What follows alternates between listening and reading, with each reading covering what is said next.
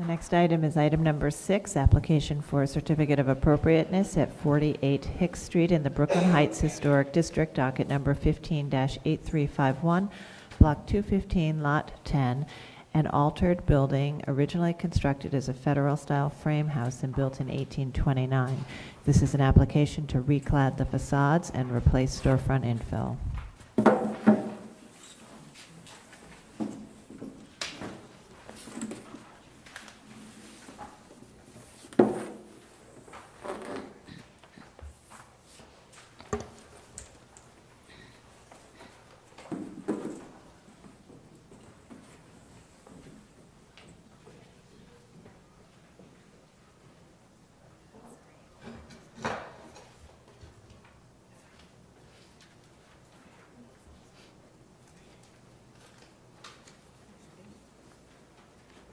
Good morning, Commissioners, Abby Hurlbut, Preservation staff. The application is to reclad and replace and modify infill throughout the building at 48 Hicks Street, which is this building here, located in the Brooklyn Heights Historic District on the southwest corner of Hicks Street and Mid-Oz Street.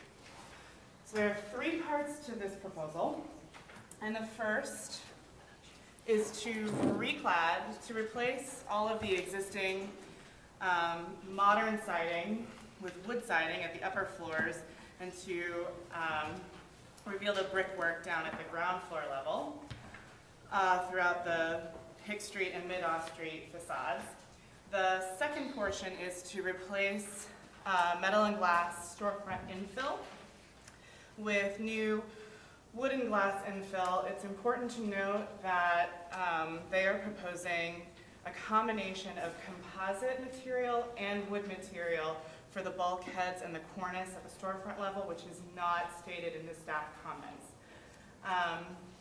So the third portion of this is to modify window openings. You can see that currently these window openings are different sizes, and they're proposing to enlarge the second and third floor windows and so that they line up. Finally, if you will open to your second page of your handouts, this board here is a little bit confusing. This is the applicant's presumed trajectory of how the building changed over time. So this picture right here is not of our building. That's really important for you to understand that this is a picture of a building that we think that our building may have looked like here at 48 Hicks Street. It was located in this neighborhood. It is not here anymore. But that's important for us to note. We don't have historic photos before 1920s. This is the earliest photo we could find, and it's a street view photo, which is also found on your packet. And then, of course, there's the tax photo. With that in mind, the applicant is here to discuss the proposal in detail. Thanks, Abby. Good morning. My name is Richard Summerby. I own a business, design and build business in the neighborhood. My office is actually in the storefront of this building here. I've been hired by the family that's owned it for the last 50 years to renovate the outside of the building. The existing cement stucco coating is in very bad shape, and water comes in every time it rains, and is probably causing far more damage to the underlying clapboard wood siding that it's based on top of. Our proposal is to remove all of that, remove the existing storefront, and reclad it, as Abby told you, on the upper floors with a wood siding that'll match the existing wood siding we found when we did the probes. This board here, which I think is your first page, shows some photographs of the probes we performed. We performed some on the second floor and also up on the fourth floor, and they all showed a wood clapboard siding and wood casings around the existing windows. The other probe we performed was on the side of the building, right here, where we found under multiple layers of a brownstone stucco, we found old brick foundation for the building. So I think the historical board I put together here is based on my research, And a lot of this can be told, just this story is told basically by looking at the building itself. When you look at the original, or the facade of this building here, some oddities stand out. The fact that the window over the front door is smaller and off-center. It's not in alignment with the rest of the windows.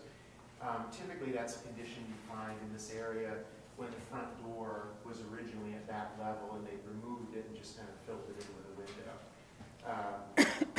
Another oddity of this building is that the windows actually get bigger as they go up, which is really counter to the way any building in this district would have been built originally. If it was originally built as a 4-story building, typically the windows are much larger on the first floor and get progressively smaller as you go up. So that, using that information as well as some historical data from the Historical Society and the New York Public Library, essentially put this drawing together. My proposal is generally to, because I don't have a photograph of sort of the earth before 1940 of this building, or at least a good close-up photograph of it. The historical evidence seems to show that around the turn of the century, the 4th story would have been added, and it would have looked like this with a storefront. So we're imagining, the project imagines if this building was renovated in, let's say, the 1915 or 1920, this is probably the renovation they would have done. We know in 1940 that some sort of stucco coating was put over the entire surface. And various versions of that are there today. The one that's on there now is an embossed brick pattern over a stucco that, as I said, is in bad need of repair. I think the wood, selecting to go to wood for this building is completely appropriate for this project. This street is quite rare in the district. It actually has over half the buildings on the adjacent blocks of Middaugh Street are wood-clapboard buildings. Which is quite unusual. There may be one or two on other streets in the district, but never this many of them put together. And there's other examples of 4-story brick clapboard buildings on this, on the adjacent streets. The storefront itself, I'm using this picture, which again was a block away, a building that was demolished probably back in 1920. And I'm taking the idea from the storefront from this photo. I liked what they did. They basically had a curved cornice going around the building, which none of the other storefronts on the adjacent blocks have. But I think that's fine because really what you see in the storefront photos, which are these here in the adjacent blocks, there's quite a variety. So I think there's plenty of room to give this building its own individuality and have something a little bit different. It's fitting in and conforming to the rules that the Landmarks Society has set forward by keeping the existing openings that are there, not making any new ones. The roll-down gates for security will all be on the interior. As far as the windows, the display windows themselves, I've taken these two photos as an example where they basically did multiple panes, which again is different from some of the other storefronts in the neighborhood, but I think works well for this particular building as it'll be the only, I guess the only other wood-clad building besides this one a block away.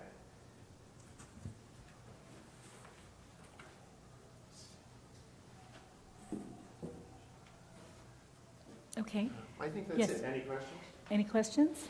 I forgot to mention, Yes. Commissioners, that there is another portion of this project. They're proposing to put in a gate here at the secondary Middaugh Street side. They're going to keep the existing conditions as it is, but they'll replace the door and then put in another gate. Just one question. Are the other wood-clad buildings this tall? On the street, Yeah, yes, on the there street. are. Are they? There's one right here that's a 4-story building, similar in height. Okay.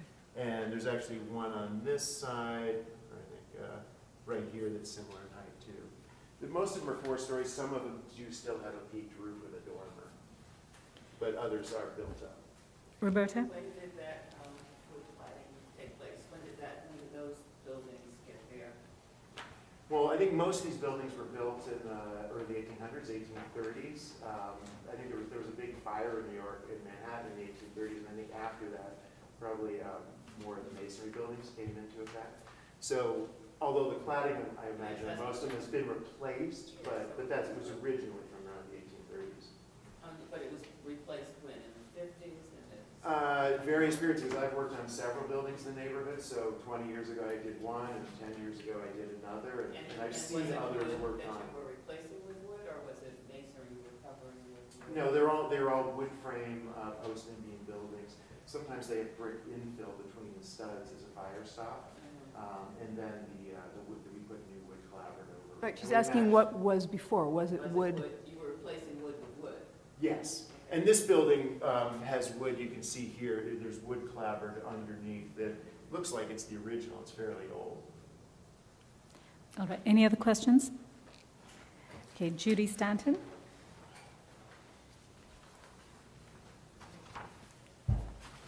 Judy Stanton, Brooklyn Heights Association.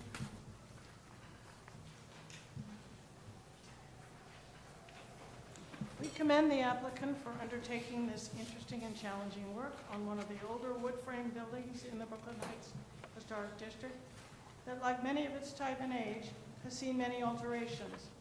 Given the applicant's approach to dealing with the building's accumulated alterations, our committee reviewed it not as a restoration, but rather as a new facade design that retains some of the extant historic features while introducing new ones. There are probably many appropriate solutions to the challenges presented. Our committee was of the view that the applicant's proposal has largely reached appropriate solutions that as a whole will be welcome at this corner in the North Heights. Given the existing conditions under the present composite and stucco facade surfaces, we support recladding the front and side elevations of the building with new clapboard and repair of the existing brick base. The success of this decision, if repeated on the exposed rear elevation, would complete this very positive enhancement. We appreciate the window replacements and their detailing as a design decision, taken with a mind toward enlarging and updating, while rationalizing and scaling the fenestration to relate more confidently to a building whose size and configuration have been significantly altered over its history.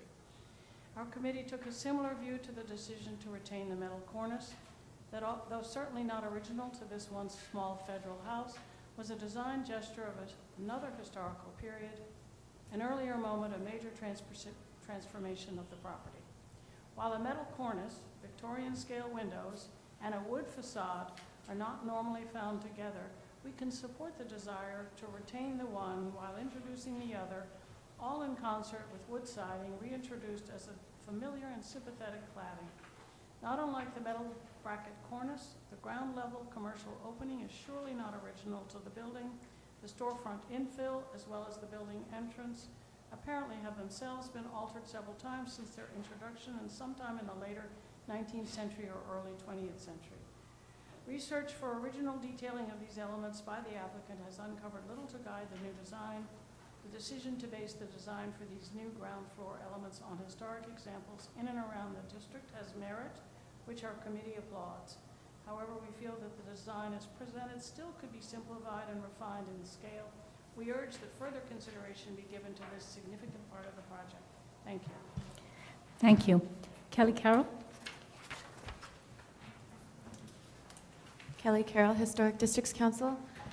As the applicant carefully documented, this building has changed several times in character, size, and shape over nearly 2 centuries. HDC applauds the next step of its evolution, finding the proposed storefront and restoration work sensitive and attractive.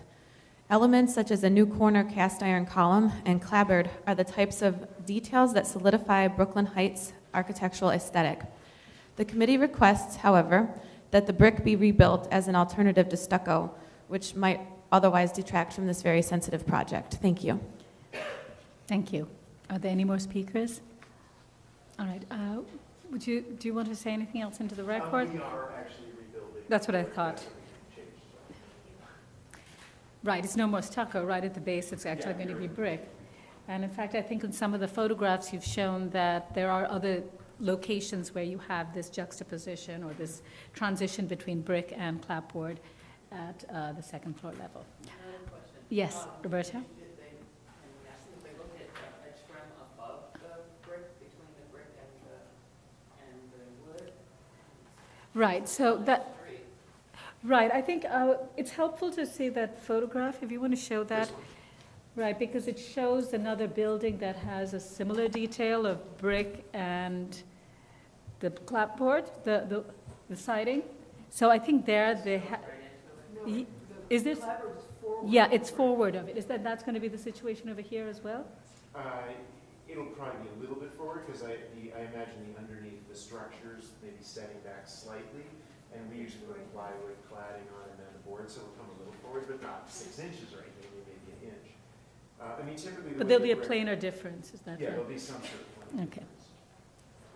I mean, just the brick, the way these buildings are constructed is typically the brick foundation walls will go up to the height of the first floor, because that's where the joists go through.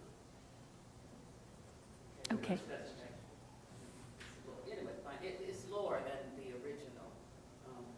The brick? Well, is it? Yes. No, it's not, because it really, just like in this one, how it lines up with essentially the top of the window openings, that's what ours does too. It lines up with the bottom of the storefront corners.